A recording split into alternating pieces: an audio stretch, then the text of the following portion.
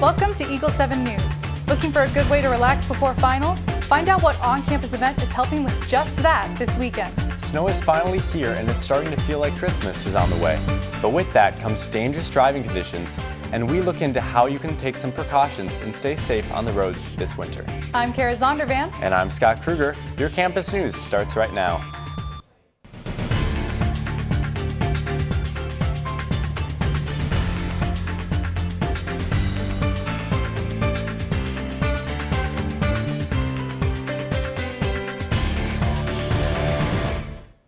Minnesota got 2 inches of snow this past Wednesday, and somewhere around 400 driving accidents were reported. We sent out Eagle 7's Blaze Parrott to learn more. I'm here on Snelling Avenue watching as snow and ice are accumulating. And with the Minnesota winter finally here, we interviewed UNW student Peyton Lowenstein to learn about her past experience with winter driving. I think the biggest cause for car accidents just in general and with the snow and the ice in the winter that Minnesota has is just being in a rush and just not really realizing the distance that they have between them and another car. I was unfortunately in a car accident a couple weeks ago. It wasn't because people were being dumb and they were speeding. It was actually because we were using our brakes and the ice was so bad that because we were using our brakes, we ended up being rear-ended, and that caused us to spin, and we suffered mild concussions from it. It wasn't anybody's fault. It was the fact that we were just braking on ice. I think it's super important that you distance yourself when you're braking at a stoplight, stop sign, wherever you are, if you're in traffic. Making sure that there's a big distance between you and the car in front of you. Even if you have something to go to and like you're gonna be late, like nothing is more important than your safety. So as Peyton said, stay safe driving on the winter roads this year. For Eagle 7 News, I'm Blaze Parrott. The snow is no joke, and those accidents can be pretty scary. We are glad to hear our Eagle 7's own Peyton Lowenstein is all right. Emily, should we be expecting any more snow on the way? Yes, Scott. Well, this week we did have our first lasting snow, setting the scene for the holiday season. As we look ahead to this weekend and early next week, we can expect more snow on Saturday and temperatures in the 20s and 30s for the next few days.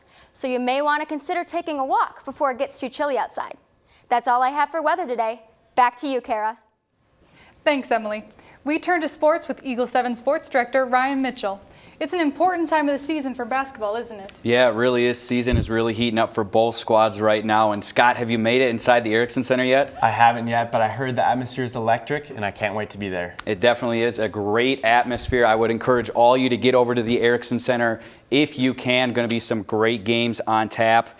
And while the sun is setting early and earlier each night and temperatures are dropping, that can only mean one thing. Basketball season is finally here and underway. Senior captain Amy Berglund is ready to lead the Lady Eagles in this year's season. And our very own Anderson Bazile Jr. heard how the team is doing at the start of their season. The Lady Eagles season is in motion, and fifth-year senior Amy Berglund has her eyes on the prize. I think a goal always coming into the season is to win conference. We have a lot of good teams in the conference, but I think there's no reason why we couldn't do that. Even though some games haven't gone their way, Amy sees the potential in the young squad. I think we just have so many talented scorers, honestly, and I think it hasn't maybe come together quite yet, but I think once we really figure out the offense and we get used to playing with each other, I think we just have so many threats, and it's like you can't really stop one person because there's a person on the other side of the floor that can score. The tip-off of conference play means that the warm-ups are over, the stands are filling up, the players are positioning for the jump, and when the ball is tossed up, the true season is about to go down. Conference is kind of where it gets serious, and it's like, I think you want to win every game, but now it's like, okay, like this is where it really starts to matter. With UMAC play starting this week, the ladies understand that these games are the ones that really count. For Eagle 7 News, I'm Anderson Bazile Jr. The squad will be back in action tomorrow afternoon just down Snelling Avenue for a 1 p.m. tip against the rival Bethel Royals. The men's squad fell to UW River Falls on the road Tuesday night, and they're back at it tonight at the Erickson Center playing another WIAC opponent, the UW Stout Blue Devils, at 7 p.m. You can listen to that one on the remnant.fm and watch the live stream on unweagles.com. Both teams are going to kick off UMAC play on Wednesday night as the Bethany Lutheran Vikings will come inside the Erickson Center. The women will play at 5:30 and the men are going to follow in a UMAC title game rematch with the Vikings at 7:15 p.m.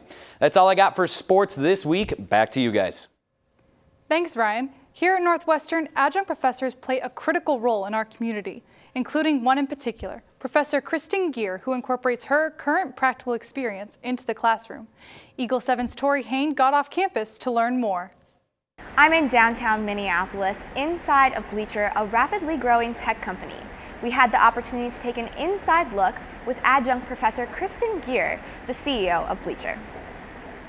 We started Bleacher about 5 years ago. I'm a huge sports fan, and so when we'd go to games, you'd see that there was something missing in the apps. There was no real fan engagement, and so we decided, why not create something and make it really special? Geer's company is currently competing in a hackathon where they are working to prepare a new feature for the app.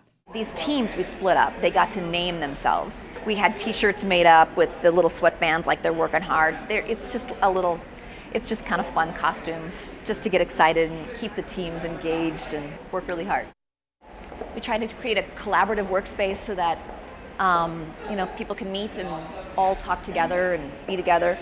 While Geer is building up her business, she also enjoys building up her students. I always wanted to do some adjunct professor work. I didn't know that it was going to be this much right now, but when I was asked to step in for Dr. Troughton, I was happy to do it just because I believe in the mission of the University of Northwestern. It's really special to me, and I'm enjoying every single moment of it. I'm really excited to be there, and to me it's a kind of a nice outlet from the stress of being a CEO. Adjunct professors bring their professional expertise to the classroom, providing a unique outlook for students. For Eagle 7 News, I'm Tori Hain. We are all thankful to have Professor Geer in our communication department. What a neat thing to see her involvement outside of the Northwestern classroom. With finals coming up, everyone is taking different steps to stay stress-free, and CORE is introducing some art therapy. CORE has been preparing for this event for weeks. They're calling it Paint, Sip, and Chill. It will be taking place in the Student Center, and Lily Naylor, a student leader for CORE, is overseeing the event. She gives us more details. Yeah, so Paint, Sip, and Chill is just a way for students to really decompress before finals week and just be able to, hang out with their friends, show their creative spirit, and get to meet new people. Students can paint canvases, Sharpie draw on mugs, and we will have a balloon painting aspect as well, where you can throw balloons full of paint onto a canvas, and we will have it in our office to showcase who CORE is and our event. Stop by the Stud tomorrow night, anywhere from 6 to 9, and grab a paintbrush. Maybe an original masterpiece is just what your mom has been wishing for this Christmas. But if a painting isn't on her list, maybe we can help you out. Our own Emily Linden is here to ease the stress caused by shopping for Christmas gifts. Here is her guide. Emily Linden here at the Mel Johnson, and as you can see, they've already decorated for Christmas. Just coming out of Thanksgiving break, it's already time to start thinking about buying Christmas presents. And while on the college budget, that can prove to be a difficult task. But don't worry, we're here to help. For those of you that have siblings, consider buying them this 3D nightlight, which comes in many different designs and colors, ranging from horses to T-Rexes. This gift will make their eyes light up just as much as it will light up their room. It can be purchased on Amazon for $12.99. For all of those out there shopping for moms, try this beautifully arranged Lindt Christmas gift basket, which consists of a variety of items, including Lindt chocolates and a mug. It is on sale at Target for $19.99. For your fathers, check out this hot dog toaster. Who needs to go to the ballpark when you can make your own toasty and tasty hot dogs at home? This hot dog toaster can be found for $17 on Amazon. Stumped on what to get your significant other this holiday season? Instead of standing outside to carve, you can find this already carved, personalized basswood plank online for $21.59.